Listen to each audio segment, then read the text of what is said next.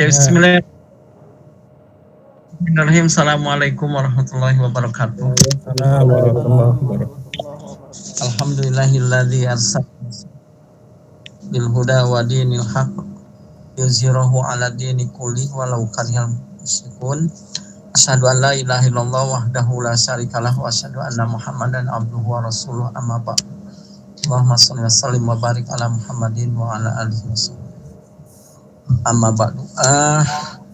Alhamdulillah pada malam hari ini kita bisa kembali bertemu dan kita akan memulai kembali kajian silsilah Rasulullah Al-Arabiyah.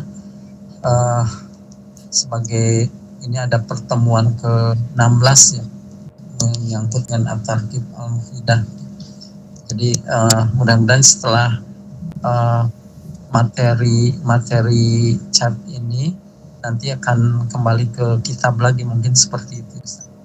Salawat dan salam mudah-mudahan Allah senantiasa limpah curahkan kepada junjungan alam Nabi Muhammad SAW, pada keluarga, sahabat, kemudian para pengemban dakwah sampai akhir zaman. Baik para asatidz yang Allah muliakan, sebelum kita diserahkan acaranya kepada Ustadz, mari kita buka dulu kajian kita dengan bacaan basmalah bersama-sama. Bismillahirrahmanirrahim. Dan untuk selanjutnya tafadhol Ustadz untuk menyampaikan materinya. Baik teman-teman sekalian, mari kita lanjutkan kembali Rasulullah kita pada kesempatan malam hari ini. Suara saya terdengar teman-teman? Terdengar Ustaz. Alhamdulillah.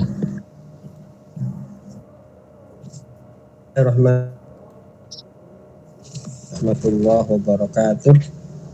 Waalaikumsalam warahmatullahi wabarakatuh. Alhamdulillahirabbil alamin. Alhamdulillahilladzi bi ni'matihi tatimmus shalihat. Alladzi arsala rasulahu bil huda wa dinil haq liyudhhirahu 'ala dini kullihi wa kafa billahi syahida.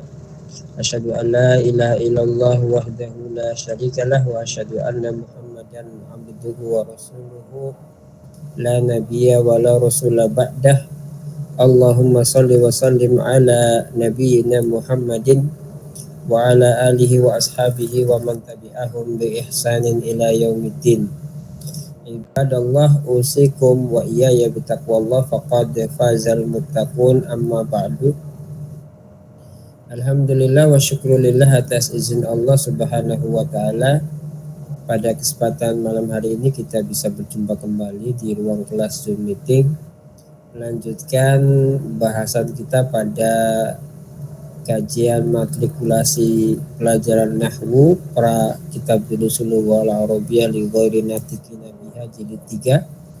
Setelah libur beberapa pekan ya, hampir 2 bulan, hitungan saya 6 apa 7 pekan begitu. Bila malam hari ini kita bisa berjumpa kembali untuk menutup bahasan matrikulasi pada bahasan tarkib mufid. Namun sebelumnya mari kita untaikan salawat dan salam semoga tercurah kepada baginda Rasulullah Muhammad SAW dan untuk ahli bait, para sahabat, dan mudah-mudahan juga terlimpah untuk kita sekalian selaku umat beliau, insyaallah. Mudah-mudahan kita bisa meneladani peri hidup beliau di dalam kita melaksanakan tugas dan kewajiban kita beribadah kepada Allah Subhanahu wa ta'ala.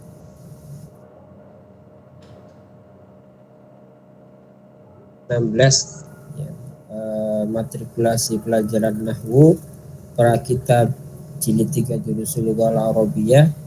Kita akan membahas mengenai bahasan tarkib mufid. Tarkib mufid. Sebelum kita lanjut, kita ingin merefresh dulu ya, dari pertemuan pertama sampai dengan pertemuan ke-15, bahwa sejak awal kita membuka bahasan di matrikulasi itu bicara tentang kalam, bahwa kalam dalam bahasa Arab itu artinya lafaz yang tersusun ya secara rapih kemudian diungkapkan dalam bahasa Arab. Nah, nanti kemudian susunan kalam itu ada yang disebut dengan kalimat atau kata. Nah, pada bahasan matrikulasi kita telah membahas kata dan pembagiannya ya, yang disebut dengan sigot. Nanti ada fiil, ada isim, ada harf gitu ya. Kemudian setelah membahas kata ya atau sigot, kita bahas tarkib ya, yaitu susunan dua kata. Nah, susunan dua kata itu disebut dengan tarkib. Nah, tarkib itu ada yang ghairu mufid, ada yang mufid. Yang ghairu mufid itu adalah tarkib yang ghairu mufid, jadi maknanya itu belum memenuhi unsur pola kalimat sehingga maknanya belum sempurna, masih membutuhkan kata lain yang menyempurnakan tarkib ghairu mufid tersebut ya, seperti kemarin kita bahas ada tarkib majzi ya, tarkib idofi, tarkib jarri, tarkib dzorfi, tarkib isyari dan seterusnya, yang nanti akan membutuhkan kata lain jika tarkib-tarkib yang tadi disebutkan itu hendak dibuat dalam susunan pola kalimat. Jadi tarkib ghairu mufid itu adalah tarkib yang belum memiliki ya unsur-unsur yang disebut dengan pola kalimat sempurna. Ya, misalnya kitabu Muhammadin, kitabu satu, Muhammadin dua, ya dua kata. Tapi ketika kita sebutkan kitabu Muhammadin, kitabnya Muhammad, nah kitabnya Muhammad itu kita tidak bisa pahami secara hakiki maknanya karena lafaz kata Muhammadin kitabu Muhammadin itu masih membutuhkan kata lain. Misalnya kata sifat, kitabnya Muhammad itu bagus gitu ya. Sehingga kata kitabu Muhammadin itu adalah tarkib susunan dua kata, tapi keberadaannya itu ghairu mufid, belum bisa dikatakan sebagai pola kalimat sempurna. Nah, selain tarkib ghairu mufid, nah ada juga yang disebut dengan tarkib mufid atau pola kalimat yang sempurna. Susunannya hanya dua kata saja yang kita akan bahas pada kesempatan malam hari ini. Jadi tarkib mufid itu adalah susunan dua kata yang sudah memiliki unsur pola kalimat sempurna dan memiliki makna yang sempurna walaupun dia hanya tersusun dari dua kata gitu ya. Kalau tarkib idofi, tarkib jari, tarkib majzi, tarkib isyari dan lain-lain itu tarkibnya ghairu mufid, artinya belum bisa disebut sebagai pola kalimat atau belum memiliki unsur tarkib tersebut sebagai pola kalimat. Kenapa? Karena belum sempurna, artinya masih membutuhkan kata lain untuk menyempurnakan tarkib tersebut. Nah, teman-teman, kalau kita perhatikan untuk tarkib mufid ya, untuk tarkib mufid susunan dua kata yang tersusun yang memiliki unsur pola kalimat sempurna dan memiliki makna yang sempurna itu terbagi menjadi dua. Yang pertama adalah jumlah ismiyah dengan dua kata. Jadi dua kata tapi sudah memenuhi pola kalimat sempurna. Ya. Dua kata tapi sudah mencukupi ketika kata itu disusun menjadi tarkib, tarkibnya mufid, memiliki faidah makna yang sempurna. Kemudian yang kedua adalah jumlah fi'liyah dengan dua kata. Nah, kalau tadi jumlah ismiyah diawali isim dulu, kalau ini jumlah fi'liyah diawali oleh fi'il dulu. Masing-masing dua kata saja. Nah, tentang bagaimana kelengkapan dari paparan ya tarkib mufid yang tadi disebutkan, yaitu jumlah ismiyah dengan dua kata dan jumlah fi'liyah dengan dua kata, maka penjelasannya sebagai berikut. Yang pertama, jumlah ismiyah dengan dua kata. Ya, yang pertama adalah jumlah ismiyah dengan dua kata. Kita definisikan dulu apa itu jumlah ismiyah. Ya, jumlah ismiyah adalah pola kalimat yang tersusun oleh mubtada dan khobar. Jadi secara umum jumlah ismiyah itu denahnya hanya dua. Ya, denah pertama namanya mubtada, denah kedua namanya khobar. Ya, denah pertama namanya mubtada, denah kedua namanya khobar. Mubtada merupakan denah pertama, sedangkan khobar adalah denah kedua. Kemudian jumlah ismiyah juga kadang-kadang disebut jumlah ibtidaiyah. Kadang-kadang jumlah ibtidaiyah. Jadi kadang kalau kita baca di misalnya buku-buku nahwu yang lain, kadang ada yang menyebut jumlah ismiyah itu adalah jumlah ibtidaiyah. Ada juga yang disebut dengan jumlah mufidah. Mufidah itu artinya berfaidah. Artinya kalimat itu sudah memiliki faidah makna yang sempurna. Ya, tidak membutuhkan keterangan lain sehingga susunannya sudah sempurna. Layaknya bahasa yang kita sampaikan, tujuan kita menyampaikan bahasa itu bisa dipahami maknanya, dan inilah yang disebut dengan jumlah mufidah atau pola kalimat itu disebut dengan pola kalimat yang sudah mufid atau mufidah. Ya. Kadang juga bisa disebut dengan tarkib isnadi. Nah, secara khusus tarkib isnadi inilah yang akan kita bahas pada kesempatan malam hari ini, karena tarkib isnadi ini yang masuk dengan tarkib mufid tadi. Ya. Susunannya hanya dua kata, tapi dia sudah memiliki unsur-unsur pola kalimat yang sempurna, sudah memiliki unsur-unsur kalimat yang bisa dipahami maknanya. Gitu ya. Kemudian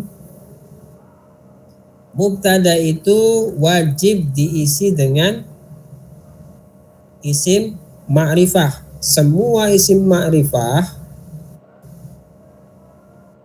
boleh menduduki, atau bukan boleh, malah wajib menduduki mubtada, ya. Semua isim ma'rifah wajib menduduki mubtada. Artinya selain isim ma'rifah tidak boleh mengisi denah mubtada, ya. Apa itu isim ma'rifah? Kemarin pada pembahasan matrikulasi di awal-awal kita bahas pembagian isim atau kecabangan isim. Ada isim nakiro, ada isim ma'rifah. Ma'rifah itu diantaranya berpartikel al, nama orang, nama asing, ya, nama perempuan, nama kota, nama negara, kemudian sifat-sifat manusia, kemudian pokoknya yang paling umum itu adalah isim yang berpartikel al. Nah, itu dia ma'rifah. Domir juga masuk, isaroh juga masuk, ya. Itu adalah isim ma'rifah. Kemudian yang menjadi khobar, ya. Nah, kalau keadaan khobar ini terdiri dari beberapa keadaan. Ada khobar satu kata, Jadi nanti ketemunya tarkib isnadi itu ya, mubtadanya satu kata, ya, khobarnya satu kata. Nah, mubtada satu kata dan khobar yang satu kata ini yang disebut dengan tarkib isnadi atau tarkib mufid. Ya, kan susunannya cuma dua kata, ya. Mubtadanya satu kata, khobarnya satu kata. Nah, hanya catatannya gitu ya. Pada keadaan khobar satu kata, ya, tinah dari khobarnya itu harus isim nakiroh atau isim nakiroh sifat, atau bisa keduanya, nakiroh sifat. Jadi boleh keduanya, gitu ya. Misalnya, ya, al-kitabu jadidun. Al-kitabu jadidun. Di situ ada kata-kata al-kitabu, ada kata jadidun. Al-kitabu ini denah pertama kan ya. Al-kitabu ini denah pertama. Nah, dalam susunan JI jumlah ismiyah kan tadi di atas JI itu rumusnya mubtada ditambah khobar. Ya, mubtada denah pertama dia harus isim ma'rifah, khobar denah kedua. Nah, denah kedua yaitu bahwasanya khobar terdiri dari beberapa keadaan. Ada yang satu kata dan yang satu kata itu wajib dalam keadaan isim nakiroh atau isim yang bertanwin. Sehingga al-kitabu jadidun susunannya dua kata, ya, tapi tarkib ini bisa kita sebut dengan tarkib mufid atau tarkib isnadi atau jumlah ismiyah.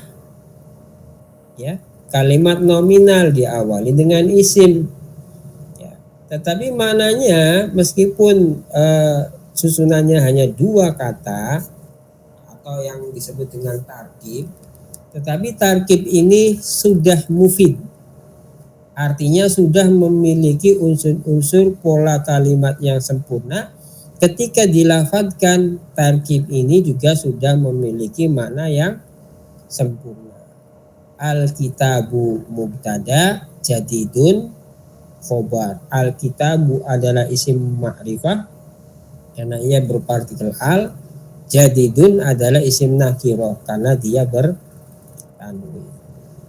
Kalau ada orang mengungkapkan al-kitabu jadidun, ya, kitab itu baru. Nah, kalau kita ungkapkan pola kalimat kitab itu baru, maka yang mendengar pasti memahami bahwasanya keberadaan kitab itu baru. Berbeda dengan kalau misalnya alnya dibuang, gitu ya, menjadi kitabun jadidun. Tarkib apa ini kemarin? Wasfi ya, man'ut. Nah, kalau alnya dibuang, dia bukan tarkib mufid. Tarkibnya goiru mufid, tapi tidak memiliki makna yang sempurna. Ya, alasannya karena tarkib wasfi itu adalah tarkib yang menyebutkan keadaan kata benda dan sifatnya. Tapi untuk memiliki makna yang sempurna dia masih membutuhkan kata lain, gitu ya.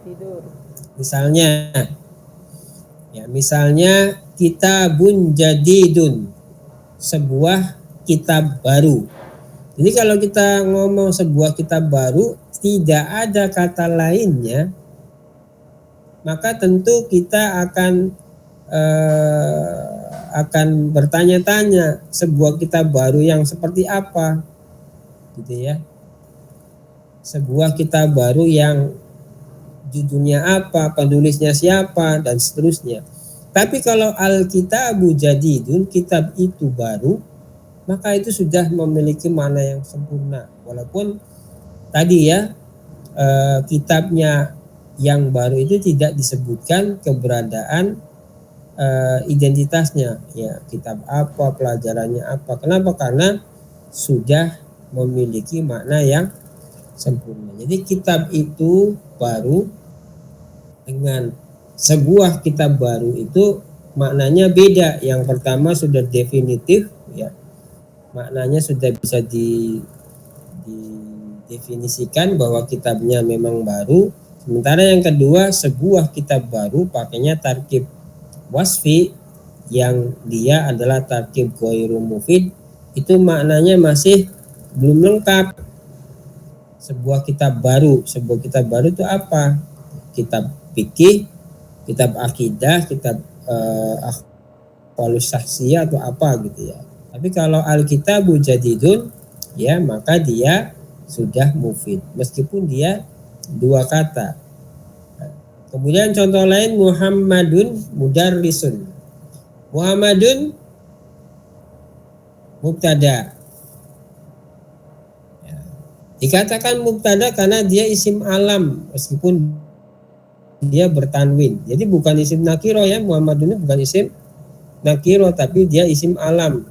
Isim nama yang terkategori isim nama itu adalah isim ma'rifah. Dia sudah terdefinisikan bahwa dia itu adalah Muhammad atau orang yang bernama Muhammad. Setidaknya begitu ya. Jadi Muhammadun itu adalah mubtada, keberadaannya isim ma'rifah, ya. Kedudukannya itu adalah isim alam. Berikutnya mudarrisun adalah khobar. Ya.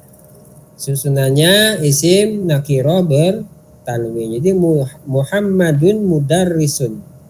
Muhammad seorang guru. Jadi kalau ada ungkapan Muhammad seorang guru, tentu tidak akan bertanya lagi bahwasanya Muhammad itu apa. Pasti kita paham dia seorang guru. Kemudian al-masjidu nadhifun, sama itu ya. Al-masjidu mubtada ya, karena ada partikel al. Kemudian nadhifun adalah nakiro sifat, kedudukannya sebagai khobar. Nah ini artinya mubtada satu kata dan khobar satu kata inilah yang disebut dengan tarkib isnadi atau tarkib mufid ya, atau sudah disebut sebagai pola kalimat sempurna memiliki makna yang sempurna yang disebut dengan jumlah ismiyah. Penjelasan terapan berikutnya, nah ini yang setelah ini kelengkapan saja ya, sebenarnya materinya pada mubtada satu kata, khobar satu kata. Kan tadi di atas kita lihat bersama bahwa JI jumlah ismiyah itu adalah mubtada ditambah khobar. Denah pertama mubtada, denah kedua adalah khobar. Gitu ya. Nah, mubtada tadi dikatakan wajib ma'rifah. Sementara khobar ini ada 3 keadaan. Terdiri dari satu kata, tadi sudah dijelaskan. Yang terdiri dari 2 kata dan pola kalimat, nah itu adalah perluasan dari denah khobar. Perluasan dari denah khobar. Jadi tetap kedudukannya mubtada khobar, cuman di dalam denah khobarnya itu ada perluasan. Ya, ada yang 2 kata, ada yang 3 kata atau lebih ya. Nah, yang 2 kata, khobar yang 2 kata itu keadaannya hanya 2 ya. Nah, menurut jumhur ulama nahwu itu ada 2. Untuk menurut sebagian kecil ulama nahwu ada 3. Tapi yang kita catat di sini 2 saja ya. Nah, yang pertama adalah tarkib jari, jar majrur. Jadi setelah mubtada, artinya setelah denah pertama, khobarnya atau denah keduanya, kan tadi kalau yang pertama itu kan satu kata isim nakiroh. Kalau keadaan yang kedua ini, khobarnya terdiri dari tarkib atau susunan dua kata, ya, yaitu tarkib jari. Contoh, ya, al-kitabu alal maktabi. Al-kitabu itu adalah mubtada, kedudukannya adalah isim ma'rifah yang berpartikel al. Kemudian alal maktabi, di situ ada kata ala satu dan kata al maktabi dua, berarti kan dua kata, gitu ya. Sementara pada bahasan tarkib ghairu mufid yang demikian namanya tarkib jari, susunannya jar majrur. Jadi alal maktabi ini adalah mubtada, adalah khobarnya, gitu ya teman-teman. Al-kitabu mubtadanya, alal maktabi khobarnya. Cuman khobarnya terdiri dari dua kata atau tarkib, yaitu tarkib jari, jar, huruf jar dan isim majrur. Contoh yang lainnya misalnya yasirun fil fasli. Yasirun fil fasli. Yasir ada di kelas atau yasir ada di dalam kelas. Yasirun itu adalah mubtada, gitu ya. Kedudukannya isim ma'rifah, merupakan isim alam bertanwin. Kemudian fil fasli ini adalah khobar, tersusun dari dua kata, yaitu huruf jar dan isim majrur, sehingga khobarnya diisi oleh tarkib jari. Nah, itu keadaan yang kedua, yaitu terdiri dari dua kata khobarnya, yaitu tarkib jari, huruf jar dan isim majrur. Kemudian yang ketiga, ya, keadaan yang ketiga, ya, keadaan yang ketiga dari dua kata tentunya, ya. Setelah mubtada atau setelah denah pertama, khobarnya atau denah keduanya terdiri dari tarkib zorfi. Tarkib zorfi itu adalah zorof madruf. Jadi khobarnya itu adalah zorof madruf. Ya. Zorof madruf. Zorof itu adalah isim yang berharokat fathah, menunjukkan keterangan waktu atau keterangan tempat. Makanya dzorof nanti ada dua, dzorof makan dan dzorof zaman. Jadi untuk keadaan khobar yang ketiga, yaitu khobar yang terdiri dari dua kata, yaitu tarkib jari. Kalau kita contohkan misalnya al-mudarrisu, ya, amamat talamizi. Al-mudarrisu amamat talamizi. Guru itu ada di depan para murid. Al-mudarrisu adalah mubtada, dia isim ma'rifah berpartikel al. Amamat talamizi itu adalah dzorof majruf, amamat dzorof makan, at-talamizi adalah isim majrufnya, dzorof majruf. Dzorof itu keterangan, ya. Jadi ada keterangan tempat, amama, waro'a, kholfa, khorija, janiba, baina, haula dan seterusnya. Ada juga keterangan waktu, qobla, ba'da, gitu ya, indah dan seterusnya. Kemudian contoh yang kedua, as-sama'u fauqal ardi. As-sama'u fauqal ardi. Langit itu ada di atas bumi. Karena di atas bumi artinya antara langit dan buminya itu tidak menempel, maka tidak boleh menggunakan huruf jar ala, tapi harus menggunakan dzorof fauqa.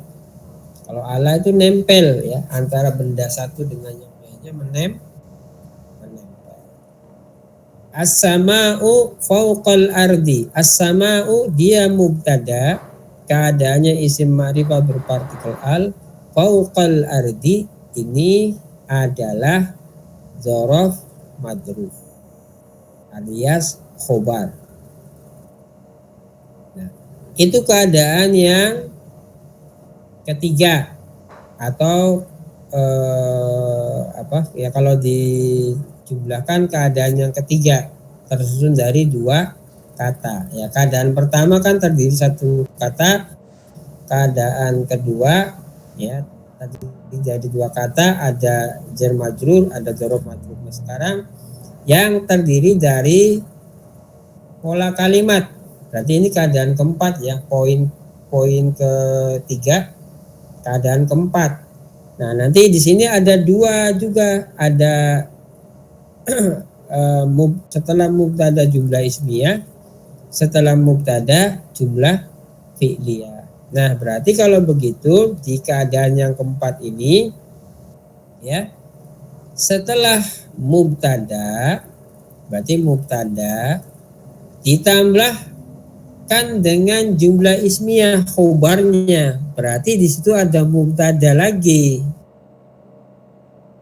khobar. Nah, mubtada yang ketemu khobar dalam keadaan ini namanya khobar. Ya. Jadi mubtada itu denah pertama, mubtada khobar itu denah keduanya. Jadi di dalam pola kalimat ini ya, khobarnya terdiri dari jumlah ismiyah. Sayangnya saya tidak bisa membuat diagram. Jadi kita lempengin aja gitu. Jadi kalau mau diberi aksen itu, kalau diberikan eksponem itu adalah mubtada 1 ditambah mubtada 2 ditambah khobar 2 di garis bawah.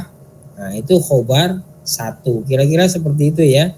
Cuman karena saya nggak bisa ya, karena dari keypad itu nggak bisa, jadi saya buat mubtada ditambah dalam kurung mubtada ditambah khobar. Harusnya mah mubtada 1 ini mubtada induk ditambah dalam kurung mubtada 2 kemudian ditambah khobar 2, ini adalah mubtada khobar cabang. Nah, yang di dalam kurung itu dikasih garis bawah ya, di bawahnya dicatat sebagai khobar 1. Jadi khobar 1 itu adalah mubtada 2 khobar 2 yang ada di dalam kurung kalau mau pakai rumus-rumusannya. Tapi mudah-mudahan dengan pola seperti ini dipahami ya, bahwa keadaan khobar yang keempat yang terdiri dari pola kalimat itu yang pertama diisi oleh mubtada khobar atau jumlah ismiyah. Sehingga kalau kita buatkan contohnya sebagai berikut. Muhammad ya, abuhu ustadun.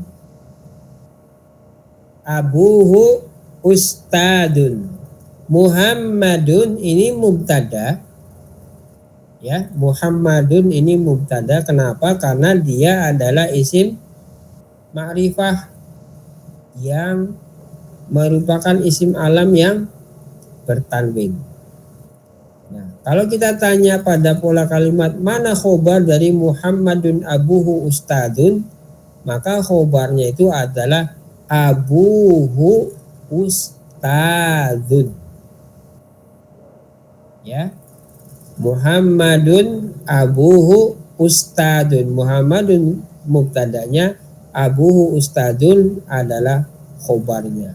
Nah, abu ustadun itu kalau dipecah lagi, abuhunya mubtada, ustadunnya adalah khobar. Oleh karena itu di sini ya, tina khobarnya terdiri dari jumlah ismiyah. Ya. Kenapa? Karena khobarnya terdiri dari mubtada yaitu abuhu, kemudian khobarnya terdiri juga dari khobar lain seperti ustadun. Ya. Berikutnya, contoh berikutnya adalah al-baitu babuhu jadidun. Al-baitu babuhu jadidun.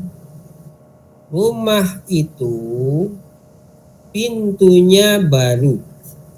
Ya. Rumah itu pintunya baru. Perhatikan teman-teman, kata al-babu ini adalah isim ma'rifah berpartikel al. Kedudukannya adalah mubtada. Mana khobarnya? Khobarnya adalah babuhu jadidun. Khobarnya babuhu jadidun. Di dalam khobar itu ada mubtada yaitu babuhu, kan isim ma'rifah, kan idhofah. Ya. Jadidun adalah khobar karena dia isim nakirah. Nah, ini keadaan yang keempat bila dena khobarnya diisi oleh pola kalimat. Dalam hal ini adalah pola kalimat jumlah ismiyah. Kemudian yang terakhir, ya, mubtada khobar yang terakhir atau jumlah ismiyah yang terakhir. Karena ini nanti kita pakai ya teman-teman ketika masuk di mana? Di materi Durusul Lughah jilid 3 itu nanti kita pakai, walaupun sebenarnya titik tekan bahasanya itu di poin pertama saja sebenarnya. Di samping ini juga udah sering diulang-ulang tapi kita ulang lagi ya. Kemudian yang kelima, keadaan khobarnya adalah setelah mubtada khobarnya jumlah fi'liyah. Jadi di dalam mubtada nanti khobarnya bisa diisi oleh fi'il fa'il atau fi'il maf'ul dan seterusnya. Misal, Mahmudun ya'kulur ruzza. Mahmudun ini adalah mubtada, ya. Karena apa? Karena dia isim alam yang merupakan bagian dari isim ma'rifah. Kemudian ya'kulu adalah fi'il, fa'ilnya bersembunyi di dalam huruf ya. Kemudian ar-ruzza ini adalah maf'ul bihnya, ya, adalah maf'ul bihnya. Jadi Mahmudun itu adalah mubtada, ya'kulur ruzza itu adalah jumlah fi'liyah, diawali dengan fi'il, tapi keadaannya sebagai khobar. Berikutnya al-mudarrisu yadrusul arabiyyata. Guru itu mengajar bahasa Arab. Guru itu mengajar bahasa Arab.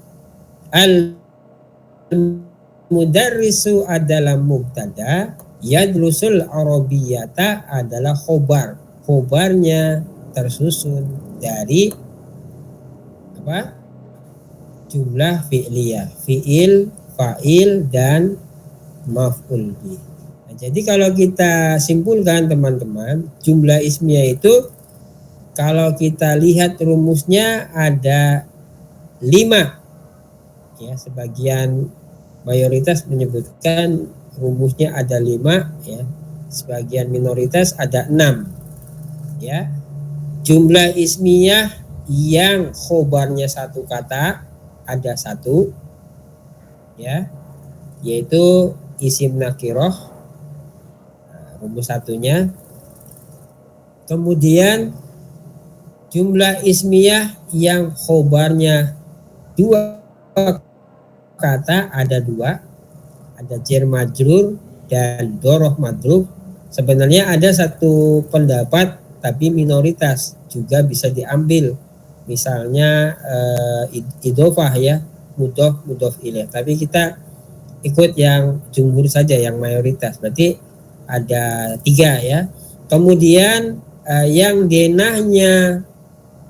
denah khobarnya jumlah ada 2, jumlah ismiyah dan jumlah fi'liyah. Dengan kata lain, jumlah ismiyah itu kalau melihat denah khobarnya itu ada 5 rumus.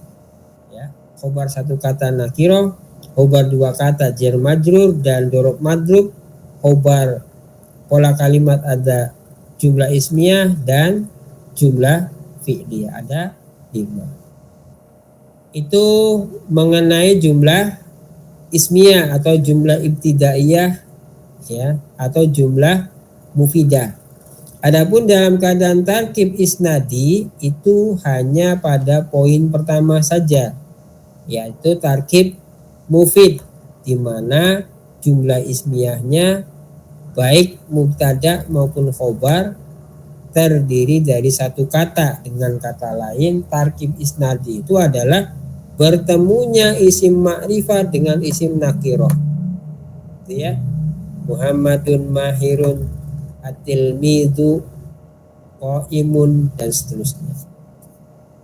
Baik, berikutnya adalah tarkib mufid yang kedua, yaitu jumlah fi'liyah dengan 2 kata. Ya, jumlah fi'liyah dengan 2 kata. Nah, sekali lagi, selanjutnya tarkib mufid yang kedua adalah jumlah fi'liyah dengan 2 kata. Ya, sebelum kita bahas, kita definisikan dulu apa itu yang dimaksud dengan jumlah fi'liyah. Definisinya adalah jumlah fi'liyah merupakan pola kalimat yang diawali dengan fi'il. Jadi kalau jumlah ismiyah mah kata awalnya adalah isim, kalau jumlah fi'liyah kata awalnya adalah fi'il. Ya. Nah, jumlah fi'liyah itu kalau kita mau sebut dalam tata bahasa Indonesia, ya, kurang lebih dengan padanan pola kalimat verbal, ya, pola kalimat verbal. Jadi informasi yang di dalamnya menggunakan kata kerja, itu namanya pola kalimat verbal atau jumlah fi'liyah.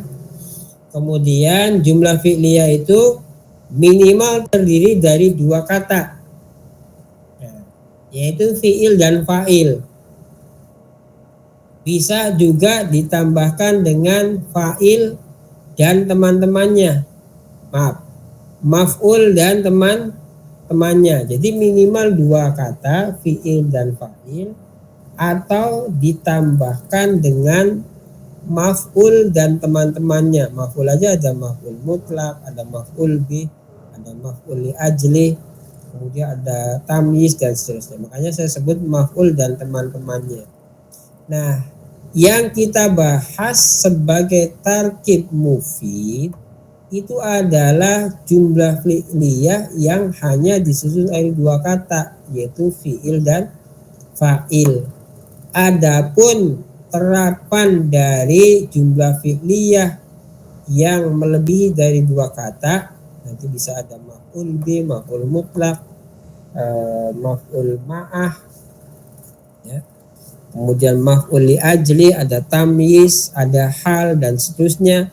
Nah, nanti kita akan bahas pada materi pelajaran pertama jilid 3, nanti di bahasan isim-isim nasab atau isim-isim mansub. Kemudian catatan berikutnya, jumlah fi'liyah yang susunannya hanya fi'il dan fa'il, ya, adalah jumlah fi'liyah lazimah atau pola kalimat verbal yang tidak membutuhkan objek. Ya. Sekali lagi, jumlah fi'liyah yang hanya terdiri dari fi'il dan fa'il, atau dina pertamanya fi'il, dina keduanya adalah fa'il, maka pola kalimat jumlah fi'liyah yang hanya terdiri dari fi'il dan fa'il disebut dengan jumlah fi'liyah lazimah. atau pola kalimat verbal yang tidak membutuhkan atau tidak memerlukan objek. Sedangkan jumlah fi'liyah yang tersusun dari fi'il, denah pertama fa'il, denah kedua dengan tambahan denah berikutnya yaitu maf'ul dan teman-temannya, maka jumlah fi'liyah model seperti ini disebut dengan jumlah fi'liyah muta'addiyah atau jumlah fi'liyah yang memerlukan objek, yang nanti sekali lagi bahasannya akan kita bahas pada materi isim-isim nasab di pelajaran pertama jilid 3. Kemudian berarti kalau kita kaitkan dengan bahasan tarkib mufid, ya kita akan bahas jumlah fi'liyah lazimah saja, yaitu fi'ilnya itu tidak memerlukan objek. Ya sudah, fi'il fa'il saja. Ya misalnya al ustadu, ya yadzkuru, ustad yadzkuru al ustadu, kan fi'il dulu ya, yadzkuru al ustadu, ustad itu berzikir, tapi zikirnya tidak diberi keterangan objek. Oleh karena itu ya cukup ya memberi makna bahwa ustadz itu sedang berzikir. Tentang zikirnya apa, karena tidak diberikan objek ya tidak dijelaskan. Tapi ketika kita mengungkapkan ustadz sedang berzikir, itu kita sudah paham bahwasanya ya beliau lagi zikir. Entah wiridnya apa kita tidak tahu, tapi kita bisa paham bahwa sang ustadz itu sedang berzikir. Ya. Nah, contoh-contohnya di sini kataba Umaru, Umar telah menulis. Ya, kataba adalah fiil, Umaru adalah fa'il. Kemudian taqra'u Aminatu, Aminah sedang membaca. Jadi kalau kita berbahasa, kita ungkapkan Umar telah menulis, yaitu sudah mufid. Maknanya sudah bisa kita pahami bahwa dia sudah nulis. Demikian pula taqra'u Aminatu, Aminah sedang membaca. Kalau ada ungkapan Aminah lagi baca atau Aminah sedang membaca, maka tanpa harus kita tanyakan yang dibaca itu apa, kita sudah paham bahwa realitasnya si Fatimah itu lagi si Aminah itu lagi membaca. Nah, ini teman-teman materi yang akan kita tutup ya, atau materi yang menutup matrikulasi kita pada pelajaran nahwu pra jilid 3 pelajaran pertama dan seterusnya. Mudah-mudahan bisa dipahami. Ada yang ingin ditanyakan sebelum kita coba praktek baca-baca dari beberapa halaman yang ada di dalam kitab Bidayatul Muta'allim? Maka silahkan. Saya kasih waktu 10 menit untuk membuat pertanyaan. Kalau tidak ada, ya kita langsung ke latihan baca dan terjemah. Barangkali di sini ada poin-poin yang nyangkut di pelajaran kita. Ada pertanyaan? Silakan. Saya kembalikan kepada Roisul Jalasa dan mangga silakan Ustadz Wawan untuk menampilkan PDF Hidayatul Muta'allim, bahasan sebagian sifat-sifat para malaikat. Ya, ada pertanyaan?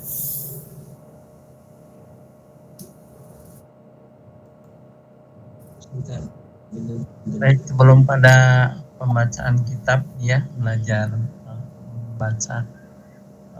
Ini barangkali ada pertanyaan.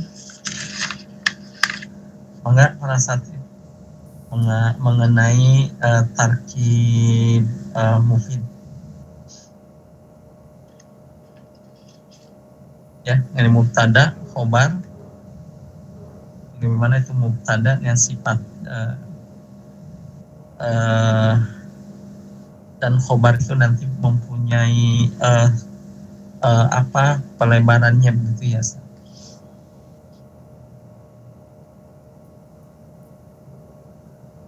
Baik, Bangga, ada yang mau ditanyakan Ustaz Ahmad?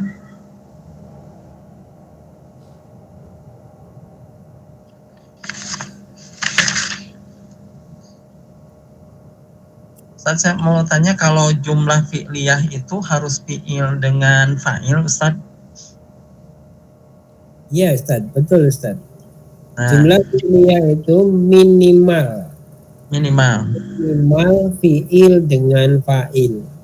Pokoknya fi'liyah itu kata depannya adalah fi'il. Kalau fi'il itu kan pekerjaan. Ya. Maka pekerjaan itu pasti menyertakan pelakunya. Pelakunya itu namanya fa'il. Muhammad makan. Ya.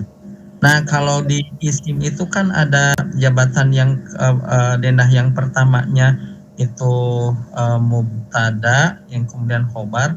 Nah, kalau fi'il fa'il itu apa? Ustaz, namanya Ustaz? Fi'ilnya apa disebut mubtada bukannya? Enggak, beda. Mubtada khobar itu untuk jumlah ismiyah, Ustaz. Iya. Oh, iya. Kalau untuk khobar, kalau untuk jumlah fi'liyah menggunakan denah fi'il, denah pertamanya, denah keduanya adalah fa'il. Fa'il itu kadang dohir ya, disebutkan orangnya, ya, dia menggunakan nama atau dia menggunakan atribut fi'il, misalnya huruf mudhoro'ah dan tambahan huruf belakang. Nah, itu menunjukkan fa'il itu. Fa'ilnya. Nah, minimal fi'il fa'il itu sudah jumlah fi'liyah. Nah,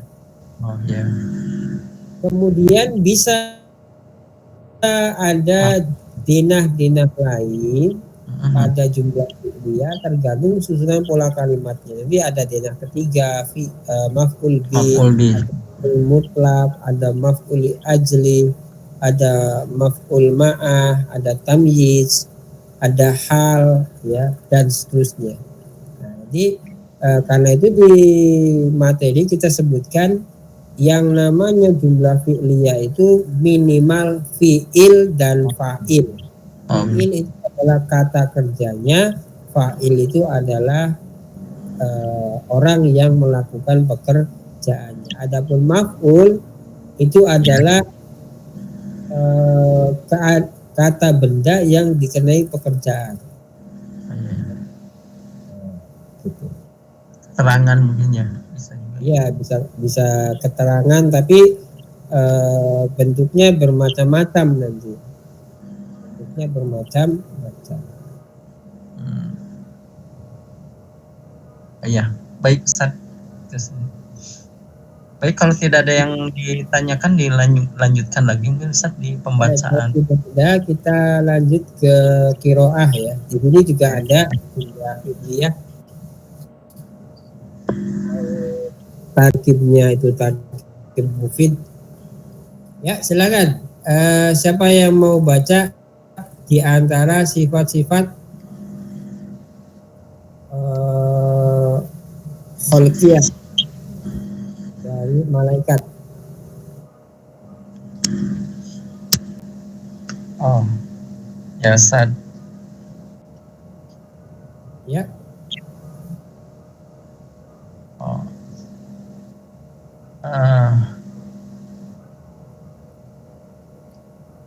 Saya coba Ustaz. Ya, silakan. Famin. Oh. Famin mafatihimu. Mafatihim. Sifatihim. Kalau min ya. Oh ya. Sifatihim mul khalqiyati. Khalqiyatu. Oh, khalqiyatu. Betul. sifatihim al-khalqiyati, betul. Khalqiyati ya. Awalu Ulu ulu ajnahatin ajnihatin. Ulu ajnihatin ini tarkib apa namanya? ulu ajnihatin tarkib Mufid. Tarkibnya ghairu mufid. Nah, tapi kasihnya apa?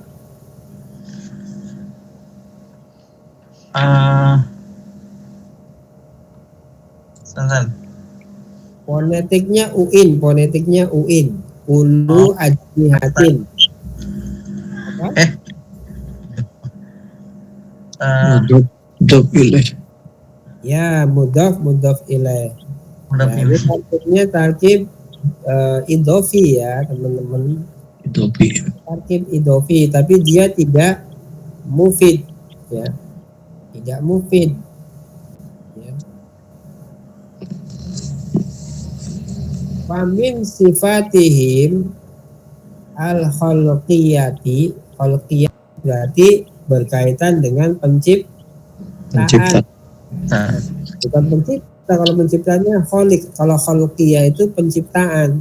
Hal-hal yang berkaitan dengan penciptaan. Misalnya kayak orang punya mata, punya tangan, punya kumis, punya jenggot, punya alis gitu ya.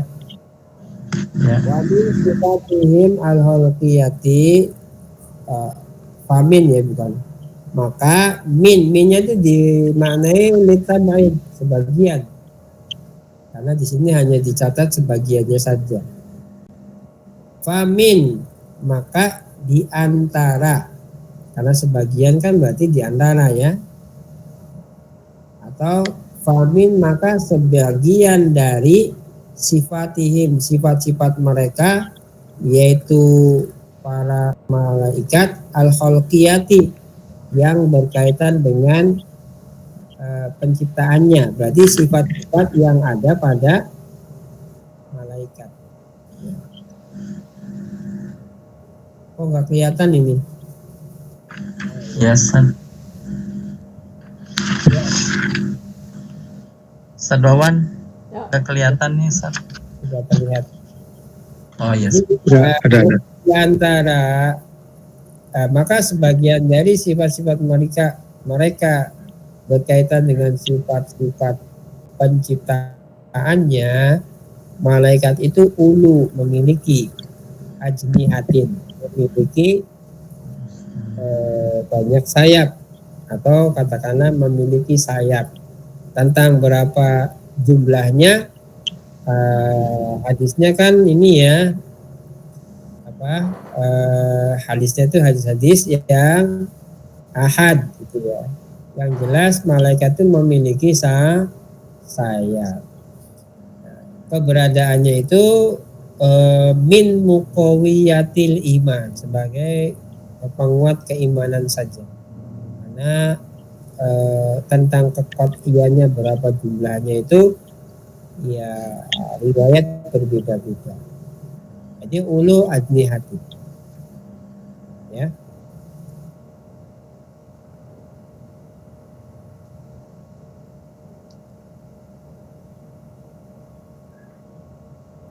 Ini maaf ya, tidak dibaca al-khalqiyati tapi al-khalqiyatu ya. Famin sifatihim al-khalqiyatu ya. Maka sebagian dari sifat-sifat mereka para malaikat berkaitan dengan penciptaannya, artinya berkaitan dengan Allah ciptakan apa saja yang pada diri malaikat itu. Yang pertama ya adalah ulu ajnihatin ya,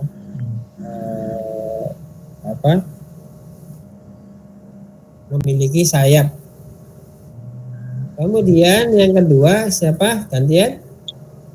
Ya, setan. Ya, silakan. Yatamassaluna bil bashari yatamassaluna bil bashar. Syari. Jumlah fi'liyah. Ya. Jumlah fi'liyah. Ya, jumlahnya jumlah fi'liyah, tapi ini bukan yang terdiri dari dua kata ya. Karena setelah fi'il fa'il di situ ada keterangan dengan jar majrur. Iya, jar majrur. Tarkib jarri berarti ya Tan. Artinya apa itu? Yatamassaluna bil bashari. Bisa melihat yatamassaluna Yatamassalu massal yatamassalu. mereka Kalau mutamassil itu artinya aktor. Berarti oh apa? iya, bisa berwujud manusia ya. Nah, bisa berubah menjadi manusia. Ya, sifat memisalkan manusia ya. Bisa berubah menjadi manusia. Misalnya ya, hadis Jibril itu ya. Iya. Itu ketika Nabi ditanya tentang akhirnya anil Islam, anil iman, anil ihsan, itu kan malaikat Jibrilnya itu nyipat jadi manusia yang bersama para sahabat. Jadi malaikat itu diantara sifat-sifat khalqiyahnya itu dia bisa berubah wujud menjadi manusia ya, bisa berubah wujud menjadi manusia.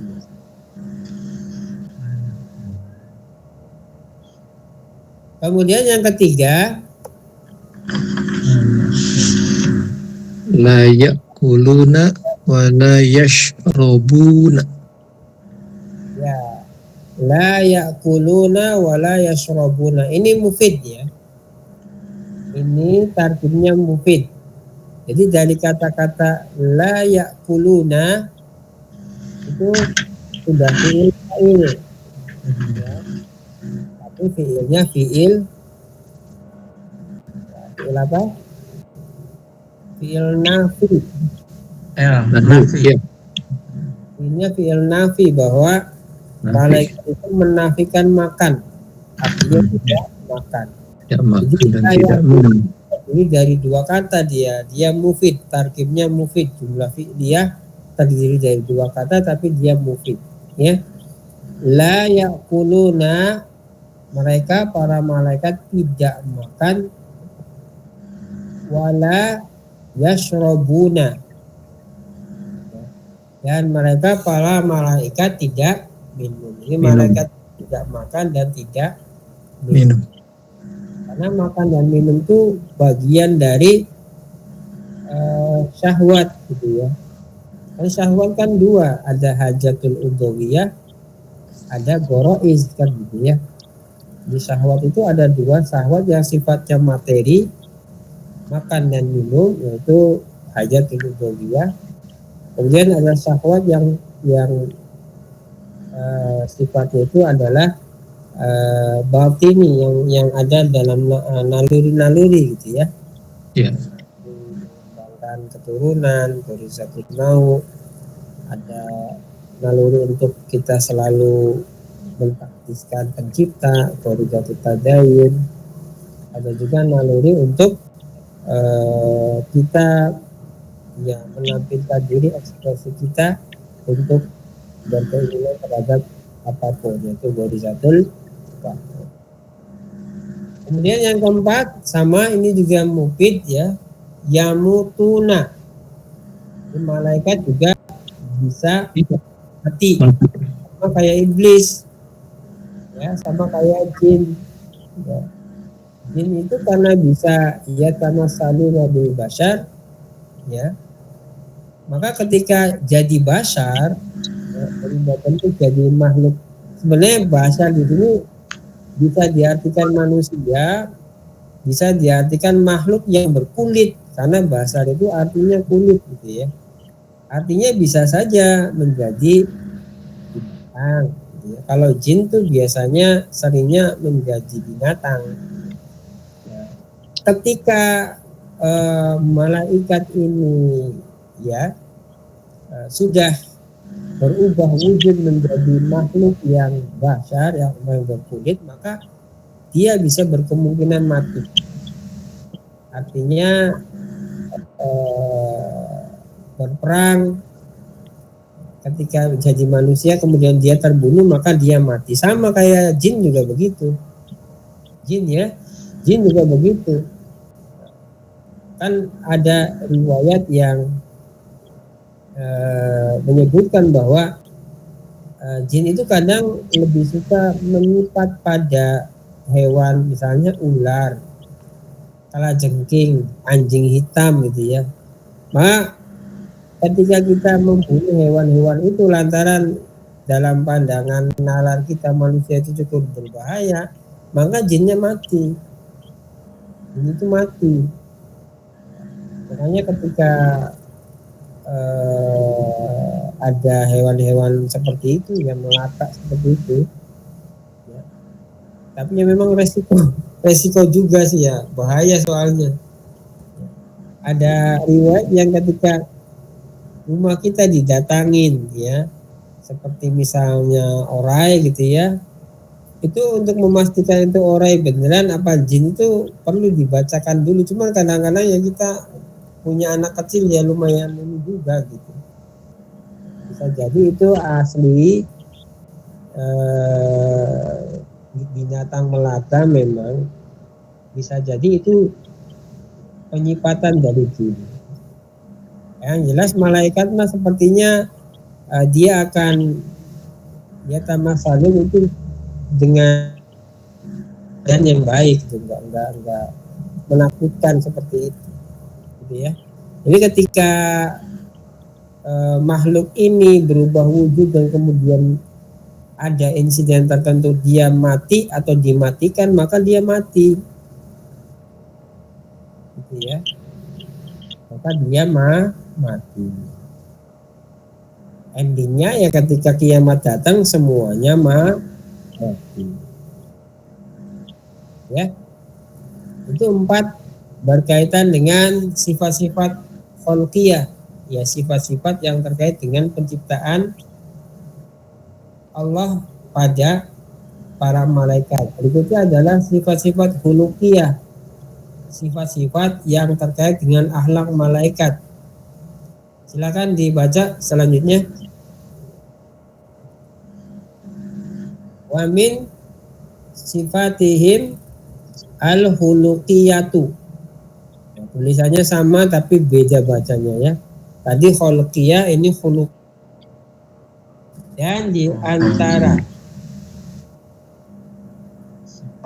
sifat-sifat mereka berkaitan dengan akhlak mereka sebagai berikut. Yang pertama,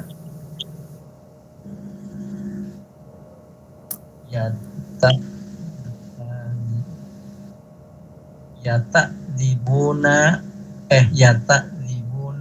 ma'allahi. ta'addabuna. Yang pertama, yata'dibuna ma'allahi.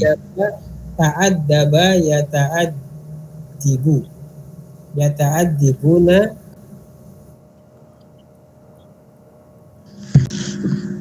Ta'addibuna ma'allah. ya. Yata'addibuna ma'allahi. Addaba atau ta'addaba itu Beradab, ya. memiliki Artinya, adab. ini mereka memiliki adab ya, dengan Allah Subhanahu wa ta'ala. Beradab dengan Allah Subhanahu wa ta'ala. Kalau kita kan sudah dikasih contoh dari Nabi SAW tentang adabul mufrad ya, adab-adab tentang individu terutama kepada Allah, tapi tidak bisa yata'addabuna kamilah Contoh, ya, jenggot itu bagian dari keadaban seorang muslim. Tapi tidak semua orang muslim itu berjenggot. Banyak sebabnya, kayak kita orang Indonesia itu kan memang secara faal tubuh itu bukan kecil kemungkinan ya, facing wajah orang Indonesia itu memang pada ghalibnya itu memang tidak berjenggot. Yang berjenggot itu yang artifisial ya, dalam artian ya karena ingin berupaya gitu ya, berupaya seperti Nabi dalam arti physically, akhirnya diberi katalis supaya bisa cepat tumbuh jenggot. Tapi pada intinya orang Indonesia itu secara genetik memang tidak berjenggot. Karena itu kalau insan itu tidak bisa yata'addabuna ma'allah bil kamilah. Dan memang juga tidak dipaksakan memang orang harus berjenggot. Ya, tidak dipaksakan gitu ya. Nah, itu hanya adab-adab yang kiranya kalau mampu bisa diupayakan. Kalau tidak bisa ya nggak apa-apa, artinya ada saja kan orang yang pakai minyak apa itu tetap aja dia nggak keluar. Nah itu juga tidak masalah karena sifat manusia itu beda dengan sifat uluhiyahnya malaikat yang selalu beradab nurut. Apa kata Allah dia akan turuti. Cuman tentu berbeda ya, karena mereka itu adalah hamba-hamba Allah yang selalu taat kepada Allah, sementara kita fa'alhamaha fujuruha wa taqwaha, yang nanti kemudian feedbacknya itu al-imanu yazidu wa yanqusu gitu ya, yazidu bil ta'ah wa yanqusu bil maksiyah. Contoh-contoh lain banyak ya. Jadi Imam Bukhari punya kitab hadis judulnya Adabul Mufrad ya, adab-adab individu yang diajarkan oleh Nabi Shallallahu Alaihi Wasallam. Itu sekali lagi kita tidak bisa secara keseluruhan mengamalkannya. Ya, kita hanya berupaya untuk adab-adab itu kita bisa sifati, gitu ya, belajar untuk kita sifati.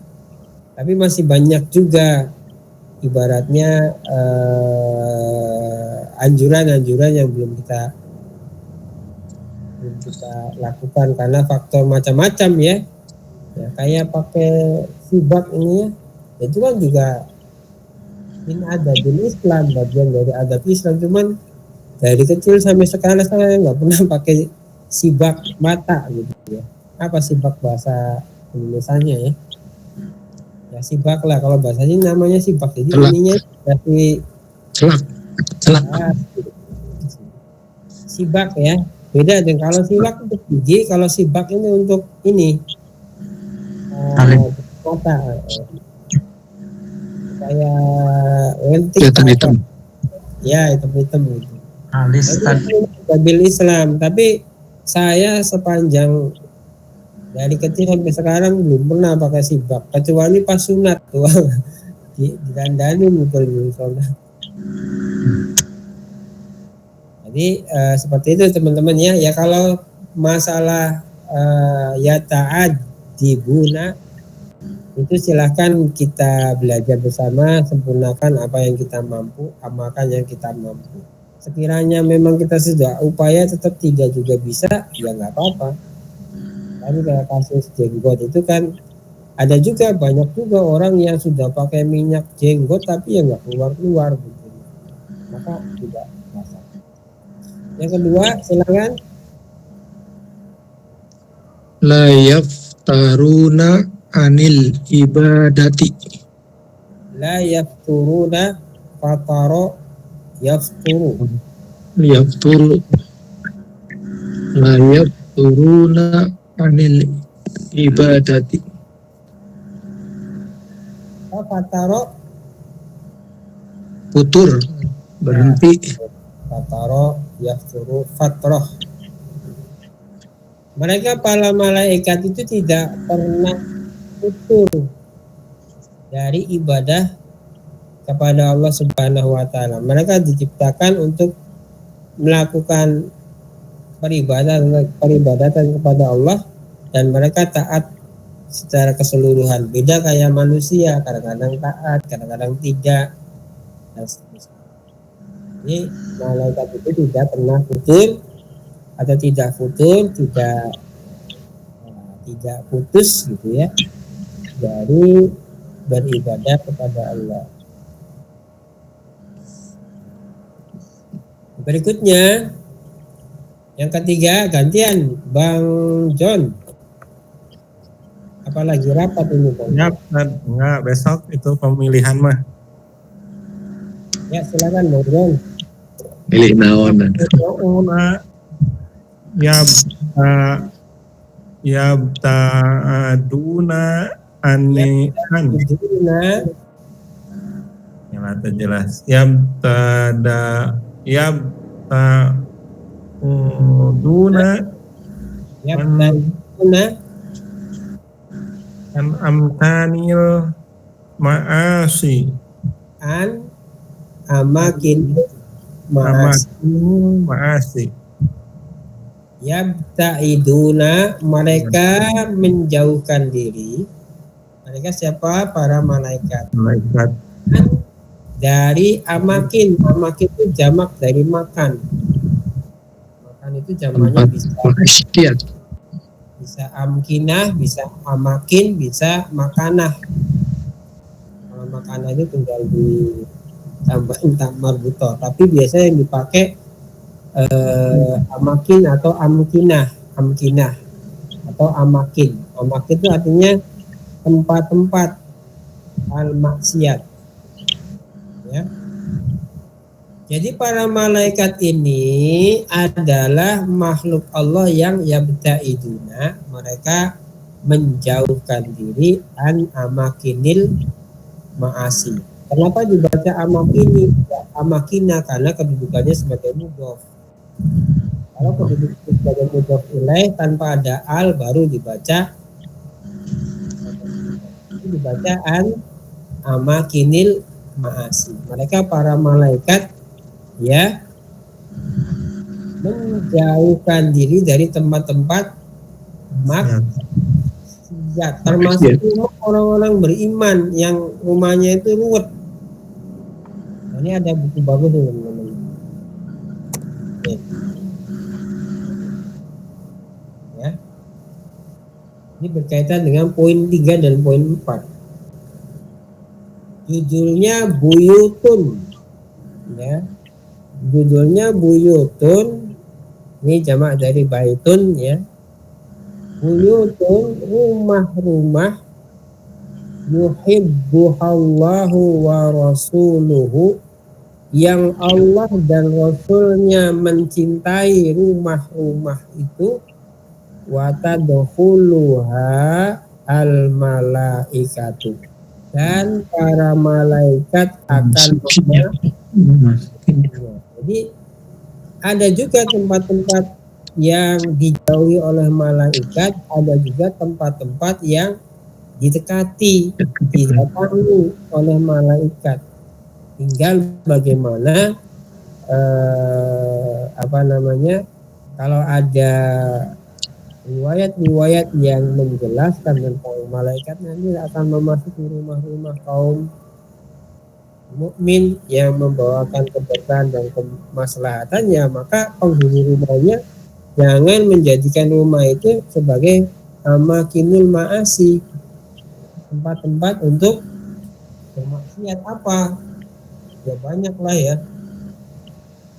Misalnya tempat untuk ngecat judi online misalnya, atau untuk togel atau apa gitu ya. Termasuk rumahnya sebenarnya enggak apa-apa, tapi jarang di dalamnya dibacakan ayat-ayat Quran ya, kayak gitu. Malaikat juga sering datang karena rumahnya sungguh seperti kuburan. maka kita perlu menghiasi rumah kita dengan perhiasan-perhiasan adat Islam, etika Islam, hukum-hukum tentang akwal sahsiyah di rumah yang sebagiannya dijelaskan di dalam nizam ijtimai gitu ya. Mudah-mudahan dari situ malaikat sering mendatangi rumah kita, memberikan keberkahan kita, menjawab salam kita ketika kita masuk rumah dan seterusnya. Berikutnya poin 4. Apa poin 4? Ustaz Aib. Ya, siap Ustaz. Yahrusuna ala amkanil ta'ati. Ala amakinit ta'ati. Yahrusuna menjaga, memelihara. Ya. Malaikat memelihara atas tempat-tempat yang di dalamnya ada banyak ketaatan. Ya, salah satunya tadi kalau rumah kita, malaikat itu sering mendatangi rumah-rumah tersebut. Kemudian ketika kita keluar rumah karena kerja, karena mudik, kemudian balik lagi kita salam, jawabnya salamnya dijawab oleh malaikat dan seisi rumah yang ada, meskipun ya makhluk-makhluk ini tidak bisa kita indra gitu ya. Jadi begitu teman-teman. Nah, itu sifat-sifat khuluqiyah dari para malaikat. Dia beradab kepada Allah, senantiasa mengedepankan etika kepada Allah Subhanahu wa taala. Kalau kita kan sholat kadang-kadang pakai kaos oblong, kaos partai kadang-kadang. Itu yang kayak gitu-gitu tuh juga ya kurang bagus gitu, kaos oblong gitu. Pakai apa gitu ya, kalau kebetulan kita lagi nongkrong dengan barudak gitu ya, dengan teman-teman yang biasa oblong aja nggak apa-apa, tapi begitu sholat ya di lapor dengan toko ada apa gitu ya, jas dan seterusnya.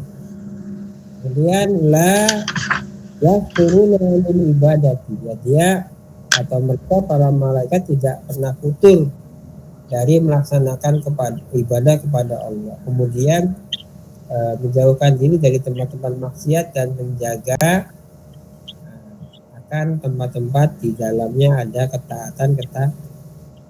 Berikutnya poin baru kayaknya. Share Pak Ustadz Wawad. Masih 9:30, satu ini lagi coba.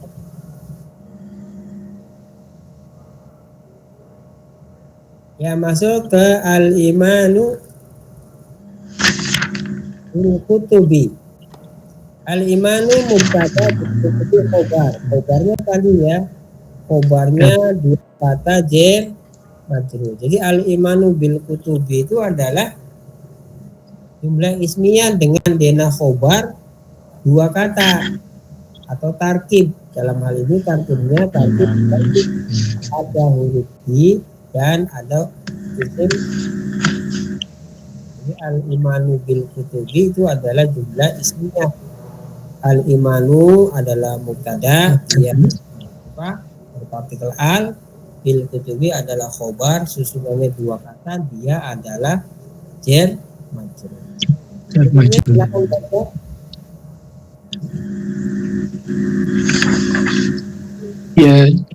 Yajibul imanu bi anna jami'uha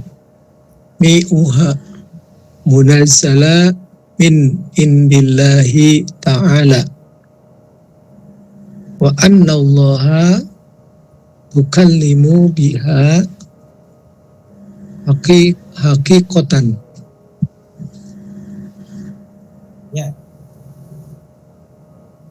Yajibul imana, ya, wajib mengimani. Yajibul Nah, wajib mengimani. Al-imannya di sini sebagai maf'ul bih. Kalau Maf'ul bih. dibaca yajibul imanu, ya imannya sebagai fa'il, tapi ya tidak nyambung maknanya kalau Ya. ya dibaca fa'il, tapi dibaca maf'ul bih, sehingga dibaca yajibul imana. Yajibul iman. Yajibul imanu, wajib mengimani iman, gitu ya. Di anna, bahwasanya jami'aha. Kenapa dibaca jami'aha? Karena ada anna. Ya. Anna jami'aha, anna menasabkan yang pertama, ya, mengopakkan yang kedua. Mengopakkan berarti munazzalun, gitu ya. Mubtadanya jami'uha, gitu ya. Kemudian khobarnya munazzalun. Nah, karena ada anna, maka mubtadanya dibaca jami'aha, kemudian menjadi isim Munazzalun. ya. Bi anna jami'aha munazzalun min indillahi ta'ala. Wajib mengimani iman bahwasanya semuanya munazzalun, ya, diturunkan, ya, Dari sisi dari Allah. Allah Subhanahu wa ta'ala, ya, dari sisi Allah Subhanahu wa ta'ala. Mengimani di sini adalah mengimani kitab, ya.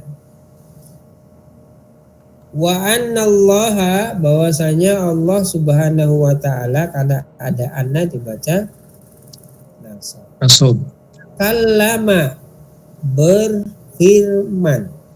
Takallama, ya, takallama itu adalah fi'il madhi, ya, kemudian fa'ilnya Allah.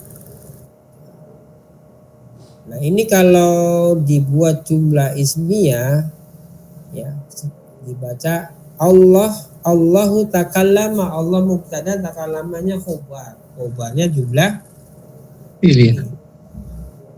wa annallaha takallama biha haqiqatan, dan bahwasanya Allah berfirman dengannya haqiqatan, secara hakiki. Yang kemarin diperdebatkan itu di PT IKA, ya, di PT IKA, ya, antara Profesor Mun'im Siri itu, kata Mun'im Siri, firman Allah yang ada di tengah-tengah kita, kata dia, ya, proses transmisinya dari Allah ke Nabi Muhammad itu, ya, pembicaraannya secara tertutup, gitu loh. Secara tertutup, korpusnya itu tertutup. Jadi apa yang dikatakan oleh Allah kepada Nabi Muhammad ataukah tidak, sehingga ketika Nabi Muhammad itu mentransmisikan kepada umatnya, berarti kepada para sahabat, ada kemungkinan, ya, firman Allah itu bisa diredaksikan oleh Nabi, atau ada apa, ya, katakanlah improvisasi dari Nabi ketika membawakan firman Allah Subhanahu wa ta'ala, sehingga proses transmisi dari Nabi ke umatnya, ke siapa, para sahabat, itu lah yang disebut dengan korpus tafsir. Ini yang menyalahi ijma' Ahlussunnah wal Jamaah, bahwasanya ya Al-Quran itu adalah kalamullah yang Allah turunkan secara langsung kepada malaikat Jibril untuk disampaikan kepada Nabi Muhammad Shallallahu Alaihi Wasallam. Gitu ya. Berikutnya terakhir. Ini udah jam 21.40. Siapa yang mau baca? Wallahu subhanahu wa ta'ala anjala ala min alaman sya'a man minar rasuli kitaban kutuban ya kalamuhu azza wa jalla la yahkumu bainatu liyahkumu bainan nas bil haqqi fima ikhtilafu fihi wa anna jami'al kitabu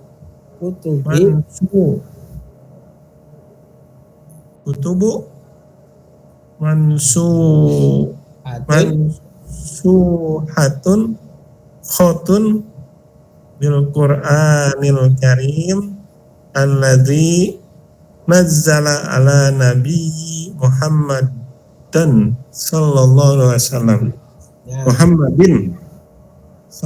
alaihi wasallam. Wallahu subhanahu wa ta'ala, dan Allah subhanahu wa ta'ala anzala, menurunkan. Sebenarnya ada perbedaan ya para mufassir itu antara anzala dengan nazzala. Ya. Karena kan kalau kita lihat gitu ya, proses penurunan Al-Quran dari Allah kepada Nabi Muhammad kan dua keadaan ya. Secara jumlatan keseluruhan ya, Allah turunkan kepada malaikat Jibril ke langit dunia, itu jumlatan keseluruhan ya. Kemudian pas yang kedua itu diturunkan secara mutafarriqon, berangsur-angsur yang sampai 23 tahun ya, dari langit dunia kepada Nabi Muhammad Sallallahu Alaihi Wasallam melalui perantaraan malaikat Jibril. Nah ini antum bisa lihat di dalam kalau punya Al-Itqan, ada di Al-Itqan, kemudian dikutip oleh Syekh Muhammad Ali As-Sabuni dalam At-Tibyan fi Ulumil Quran. Kayaknya itu dua-duanya udah diterjemahin kayaknya ya. Itu begitu. Jadi Allah turunkan Al-Quran itu ya melalui dua proses. Pertama dari Allah ke langit dunia secara jumlatan keseluruhan, kemudian dari langit dunia ke Nabi Muhammad SAW itu mufarriqatan ya, secara berangsur-angsur sampai 23 tahun begitu ya. Nah itu menggunakan dengan dua lafadz tuh, ada anzala dengan nazala. Cuma saya lupa gitu ya, mana yang anzala mana yang nazala, nanti dicek lagi aja. Berikutnya ala man sya'a, atas siapa yang Allah kehendaki, minar rusuli, dari para rasul. Kalau rasul jamak dari rasulun ya, karena para rasul maka kitabnya juga harus jamak, bukan kitaban tapi kutuban. Kutuban itu jamak dari kitaban ya. Kitabun, kitabani, kutubun. Kitaban, kitabani, kutuban gitu ya. Wallahu subhanahu wa ta'ala anzala ala man sya'a minar rusuli kutuban, ya. Dan Allah subhanahu wa ta'ala menurunkan kepada siapa yang Allah kehendaki dari para rasul, ya, kutuban berupa kitab-kitab. Wahia hiya maksudnya kitab-kitab itu kalamuhu azza wa jalla, adalah firman Allah azza wa jalla, liyahkuma, ya, liyahkuma, lamnya lam taklil, ya, lamnya lam taklil yang menyatakan alasan atau tujuan, ya, bukan liyahkuma, ya, liyahkumu, untuk menghukumi, ya, bainan nasi, di antara manusia, bil haqqi, dengan benar, yaitu dengan dinul Islam yang digambarkan dalam Al-Quran. Fima, terhadap apa saja, ikhtalahu, yang mereka selisihkan, fihi, di dalamnya. Wa anna jami'al kutuba, dan bahwasanya semua kitab-kitab itu mansukhatun, telah dimansuh, artinya telah diputihkan, tidak berlaku lagi bagi umat manusia setelah datangnya Nabi Muhammad dengan membawa kitab Al-Quran. Oleh karena itu di sini dikatakan wa anna jami'al kutubi mansukhatun, dan bahwasanya semua kitab-kitab itu mansukhatun, telah dinasakh, ya, telah afkirkan atau telah diputihkan, ya, artinya tidak dipakai lagi, bil Qur'anil Karimi, dengan Al-Qur'anul Karim, alladzi nazala ala nabiyyi Muhammadin sallallahu alaihi wasallam, yang Allah turunkan atas Nabi sallallahu alaihi wasallam. Berikutnya, mau lanjut apa mau selesai sudah? Dikit lagi, ya, dikit lagi. Geser Ustaz Wawan tentang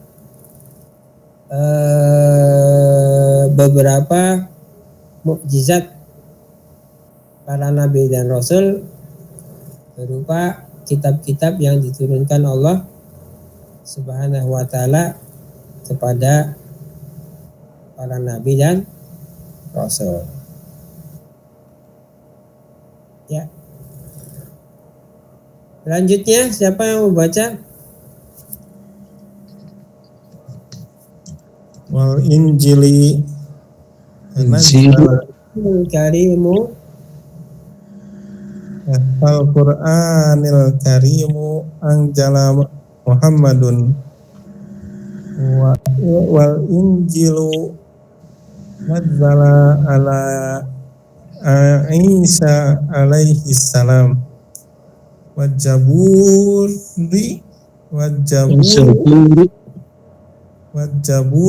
nazzala ala Dauda alaihi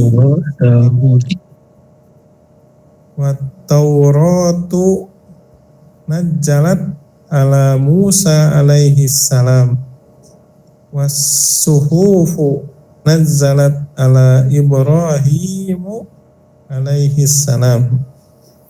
Nah, tapi di situ fiilnya dimajhul, ya, tadi dibuat kata kerja pasif, ya, dibuat kata kerja pasif biar lebih mengena, ya, maknanya. Al-Qur'anul Karimu, ya, ditampilkan Ustaz Wawan, nggak kelihatan itunya, apa itu, PDF-nya. PDF-nya. Jaringan di sini agak itu Ustaz. Oh, jaringannya. Ya, saya dari WA aja lihat ya. Oh, nggak bisa Iya, di ya? WA. Di WA ada. Oh, di WA ya.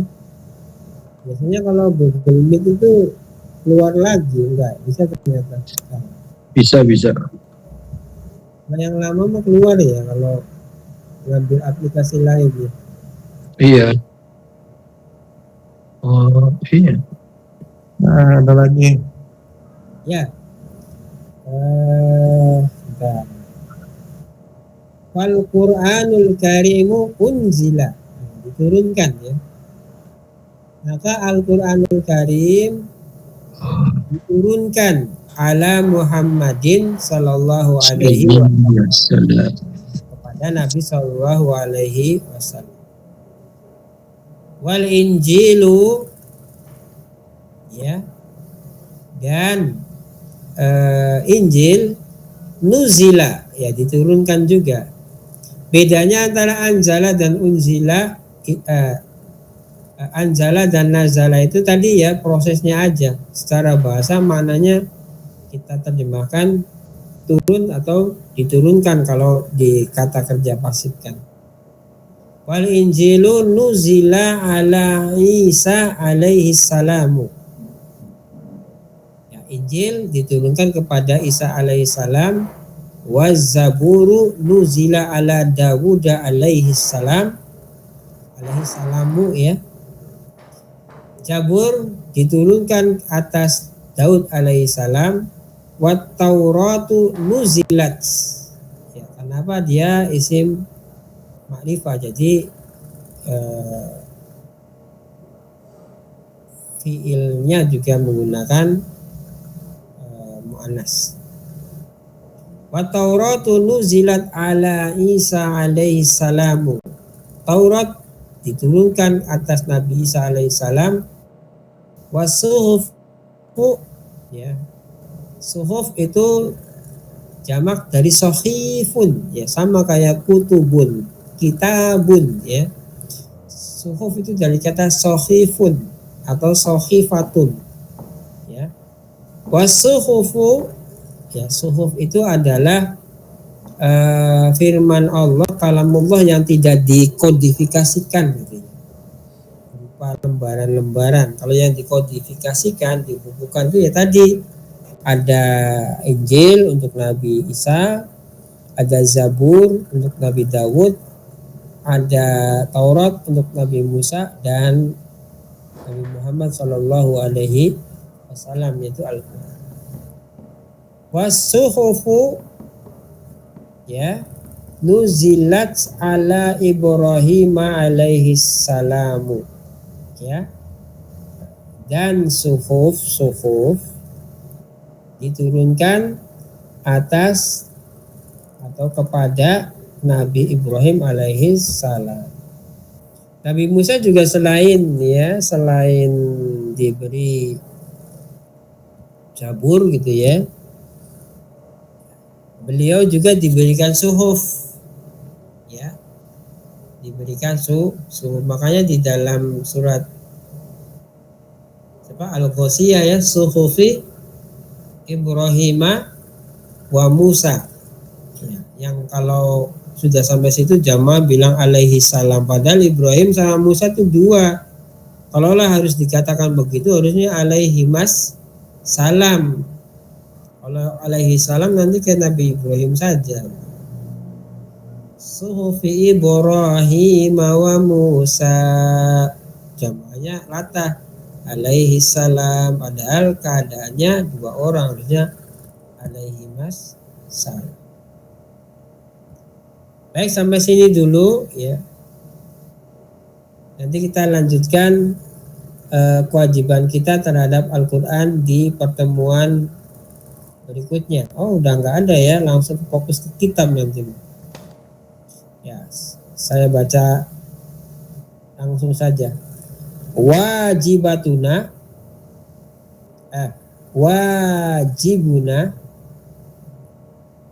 ya, wajibuna Ini idhofah ya.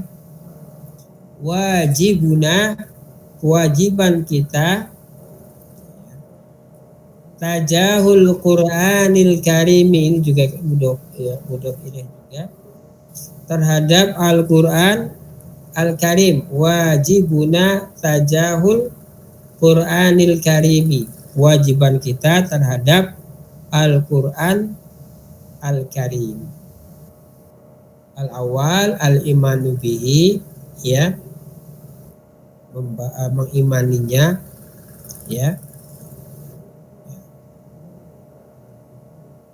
Kedua, al-qiraatu, ya minimal baca Fatihah di dalam sholat itu mesti wajib baca. Kemudian al-hifdzu, juga wajib menghafal minimal al-Fatihah. Al-fahmu, memahami, at-tadabbur, mengambil sisi kandungan Al-Quran. Kemudian al-amalu bihi, beramal dengan Al-Quran. Baik teman-teman, ini yang bisa disampaikan tadi dari bacaan bagian akhir dari iman kepada malaikat sampai iman kepada kitab-kitab, ya, meskipun tidak mengcover semua yang dibahas, kiranya ya adalah gambaran yang bisa kita ambil bahwasanya ini tarkibnya ini, ya, kemudian jumlahnya ini dan seterusnya. Mudah-mudahan tetap semangat ya, meskipun putus-putus lama gitu. Mudah-mudahan tetap semangat karena kelanjutan dari pelajaran ini kan nanti kita ngaji kitab yang sedang update itu adalah ngaji kitab As-Siyasah As-Syariah ya. Baik teman-teman, dengan berakhirnya bahasan dari praktek baca di Al-Imanu bil, dan karena sudah masuk pukul 21.56, mudah-mudahan bermanfaat. Mohon maaf apabila ada kata-kata yang tidak berkenan. Yang benar semata-mata datang dari Allah Subhanahu. Minkum, saya kembalikan jalannya dirosah pada kesempatan malam hari ini kepada Roisul Jalasa, Ustaz Al-Fadol. Ustaz. Ya, baik Ustaz. Ustaz, satu, kalau mubtada itu apa artinya Ustaz? Yang mau ditanya. Mubtada itu artinya apa Ustaz? Kalau secara bahasa, mubtada itu adalah yang pertama. Oh, yang pertama. Atau yang didahulukan. Oh, mubtada gitu. Itu adalah berita yang menyempurnakan mubtada. Tapi kalau tata bahasa itu kadang-kadang dia tidak diartikan secara lughah kan. Ini diartikan sebagaimana kalimat itu disebut ya, seperti majrur, khofad. Itu kan kalau kita ambil bahasanya, memaknainya dengan bahasa lughah, khofad itu artinya diambil. Artinya diambil. Makanya istilah-istilah khofad, kemudian nasab, rofa, jazm itu adalah ungkapan ketata bahasanya yang kadang-kadang penerjemahannya itu sulit dicarikan padanannya. Paling bisa dijelaskan secara lughah, tapi tidak menyempurnakan padanan perbendaharaan dari terjemahannya. Kayak tadi mubtada itu dari kata kalimat itu mubtadaan gitu. Artinya permulaan atau memulai gitu. Maksudnya di mubtada itu adalah kata yang didahulukan. Oh, iya. Kalau kata itu didahulukan tanpa disertai ada berita yang menyempurnakan kata itu, maka kata itu tidak memiliki makna. maknanya. Mufid. Mubtada menjadi memiliki makna atau mufid kalau sudah diberikan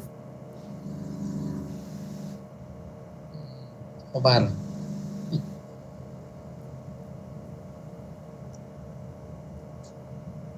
Ya, halo. Baik Ustadz, ini kayaknya sinyal ya di sini juga kebetulan ini ya putus-putus. kan menyebutkannya, pemahamannya diambil dari penjelasan dan contoh-contoh. Nah, tadi apa sih di jumlah ismi? Mubtada itu adalah denah pertama dari jumlah ismi. Jumlah ismi ya. Kira-kira seperti itu ya Ustaz. Baik Ustadz, terima kasih. Memahaminya dari jalur penerjemahan lugawi itu agak ini juga, agak khawatirnya tidak sempurna dalam pemahamannya. Begitu Ustaz.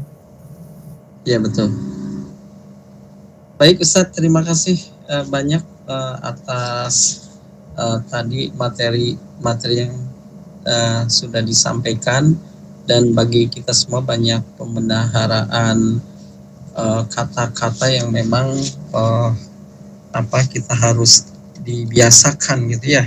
Ada tarkib mufid gitu dengan ghairu mufid, kemudian tadi itu ada tarkib jari, kemudian tarkib zorfi, kemudian ada jumlah fi'liyah dan jumlah ismiyah gitu kan, dengan tarkib mufidnya dan lain sebagainya. Nah, ini mungkin itu semua bisa kita lebih mentelaah lagi itu agar bisa lebih mengerti dan memahami. Baik Ustaz, terima kasih atas materi-materi yang telah disampaikannya. Jazakallah khairan katsiran, dan terima kasih pada para asatidz semua. Mohon maaf apabila ada hal yang kurang berkenan. Baik, kita tutup saja kajian kita malam hari ini dengan bacaan hamdalah dan doa akhirul majlis. Alhamdulillah. Rabbil alamin. Subhanakallahumma wa bihamdika asyhadu an la ilaha illa anta astaghfiruka wa atubu ilaik. Billahi bisabilil haq. Assalamualaikum warahmatullahi wabarakatuh.